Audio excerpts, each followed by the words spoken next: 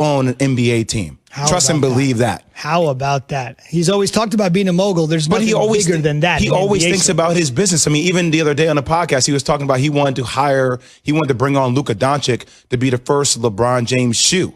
Like he wanted that to do that internally within Nike before Michael Jordan got it. He's always thinking about his business and his properties that way. It's a great point. Speaking of Michael, Michael had a couple sons that played basketball, and I can only imagine the pressure on these guys. And your dad is the GOAT, the greatest player to ever dribble a basketball. But his son Marcus and his son Jeffrey played. Most notably, they had a little bit of a stint. UCF, transferred to Illinois, but obviously, the mantle that dad set, the bar that dad set, so difficult for both Marcus and Jeffrey, who have been successful in their lives, just not the way, obviously, their dad was on the court. LeBron James has a 16-year-old son you may have heard about named Bronny. He's a sophomore in high school, and this extension for LeBron, the 2 years, will get him to 2022, 2023, right around the time that Bronny would be eligible to join the NBA. LeBron was on the Uninterrupted podcast, which he has a financial stake in. Speaking of mogul, always got his hands in something, right? He is a businessman, as Jay-Z would say. You guys probably didn't think I knew that, but LeBron essentially weighing in and essentially saying about a year and a half ago that I don't care how many titles I win. I don't care if I go back to Cleveland and win one. I don't care if I win one with the Lakers, whatever. The best thing that could ever happen to me on a basketball court, no matter how many Larry O'Briens I hoist, would be this. What was the greatest achievement of my son in the NBA? That will be number one in my lifetime as an NBA player. Play together. Or play against.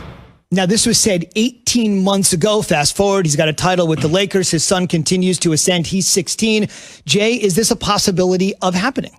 He's LeBron James. He's arguably the greatest player to ever play the game, regardless of whether you have him 1, 2. I know Paul Pierce has him in just barely in the top 5, which is ludicrous, by the way. But still, it is. It's the greatest player in the game. So my thing is, Bronny James. I know, but I'm just hearing it again. Well, that's Paul Pierce. That's a whole different conversation. I don't want to go on a tangent. Let's get back here to what we were talking about. All I'm saying is Bronny James is in a position to go to a top-tier college. If he goes to a top-tier college and if he plays decently, consider he continues to develop, he'll make an NBA roster. There are a lot of people who are on NBA rosters who are right there on the cusp of being in the G League, being overseas. But this reality of business is all about relationships. It's all about relationships. You cannot tell me, now that could be with the Lakers or it could be with another organization, that a team would not draft Bronny James, granted, he keeps developing, okay? That's the key. In order for him to potentially say, hey, maybe your dad would like to come here and play with you at the tail end of his career. That would do, and Key just talked about this, the incentivization. Is that even a word? I just made it up. I said it. It is now. It is now. For a team to do that, to say, come to my organization, increase the value of my organization,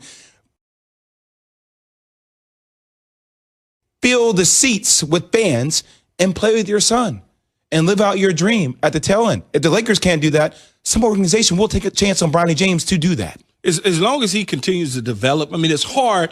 Look, he's not a 6'7" freshman. You know what I'm saying? He's a smaller guard that's a freshman in high school that has some time to develop into his body.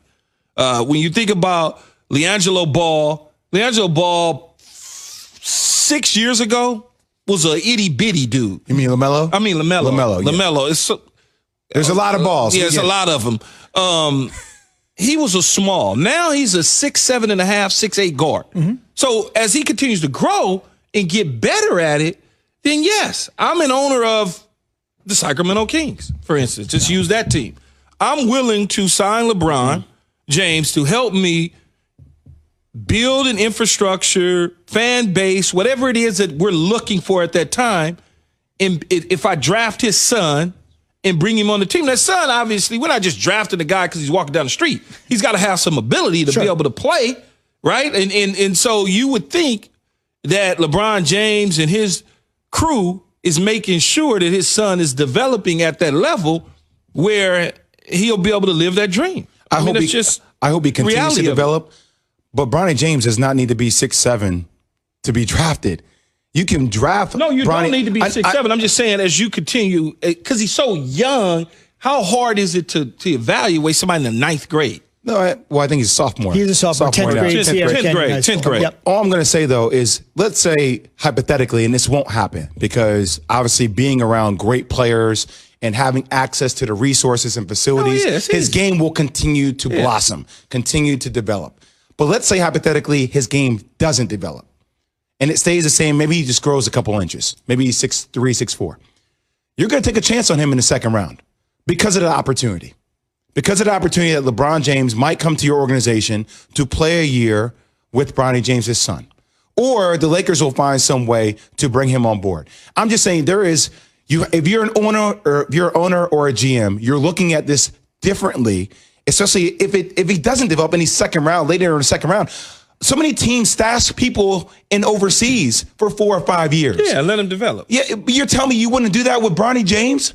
For the opportunity to bring LeBron James to your organization to increase awareness. You talk about an injection or an infusion of energy with Russell Westbrook going to DC. Mm-hmm. Why wouldn't you look at this situation the same thing if you're an owner or a GM? I think that's a great point. No, you do. And to my note, the only professional athlete father-son duo was Ken Griffey Jr. That's the only one that I can think. I've been sitting here trying to think. I know there's a lot of fathers who's played, whether it's Michael Thompson and Clay or the Berry family, but not at the same time. I'm glad you mentioned that because I want to give you some context on age. You mentioned LeBron here at 36 and what essentially is going to happen when Bronny is 16, 20-year age difference or thereabouts, if you want to call it. Great call, Key. Ken Griffey Jr. and Sr. joining the Mariners. Stole your notes. Back in the day. Yeah, you're beating me at my own job. Don't be too good at this. I got to fill in the gaps here a little bit. The elder Griffey Sr. was 40. Griffey Jr. was 20. So right there, right around 20. So 40 and 20 in that baseball comparison. But that's the most notable one, at least for the moment. We'll see. Keyshawn J. Will Zubin presented by. I'm sure somebody will be tweeting you and say, "You fools missed it." Well, it's this player. Tweet us, KGNZ. Yeah, tweet us, KGNZ. We are presented by Progressive Insurance. Protecting your small business is a big deal. Cover what you've worked so hard for. Visit progressivecommercial.com. Still to come, can a JV-like football team win the Super Bowl, especially the morning after one of the great recent rivalries has been renewed? But I thought you was about to say recent one of the great games. That game was atrocious yesterday. Yes, because as I was watching, I mean, you're the football expert. You played in the Super Bowl, but if I had to sum it up in one sentence, it would be, man, the Steelers couldn't catch and the Ravens couldn't throw. But we'll talk about that at 6:15 in just about 15 minutes from now. But as I mentioned, if we're not talking about football at the top, something really big has happened, and that would be an NBA trade. Russell Westbrook traded to the Wizards in exchange for John Wall. Jay, I want to get your thoughts about it right away, just because it has been more than 700 days since John Wall has played in an NBA game. The day after Christmas in 2018, he's been injury-riddled here. Recently, Russell Westbrook reunited with Scotty Brooks, who was the coach when Russ won that MVP. What does the deal mean in your mind? Well, if I'm James Harden, I'm waking up today saying, get me the hell out of here. Get me out. I need to go either to Philly. I need to go to Brooklyn. I need to get out of here because this is not what I signed up for. And I don't know if this makes me happy to be here in Houston long term. If I wake up and I'm Bradley Beal on the East Coast in DC, I'm saying, oh, I think we have a chance to be top 5 in the East right now. Getting Brody to come here to DC. Getting Davis Bertans to sign a 5-year, $80 million deal. This puts us almost in the upper echelon of the Eastern Conference. So, look, I now look at Houston and I say, John Wall, I hope he comes back and has an incredible year. Hasn't played since 2018, okay? He's injury prone coming off that injury. You have DeMarcus Cousins, injury prone coming off an injury.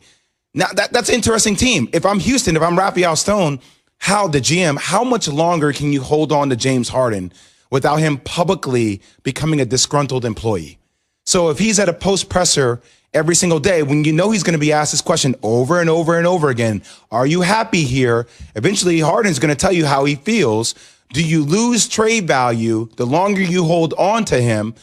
Or now are you starting to look at the Brooklyn situation and say, hey, Karis LeVert, Spencer Dinwiddie, Jared Allen, some future first-round picks. Maybe that is enough for a guy like James Harden, because I feel like James Harden has given his heart and soul to Houston. James Harden deserves to have a shot at winning a world championship, and that will not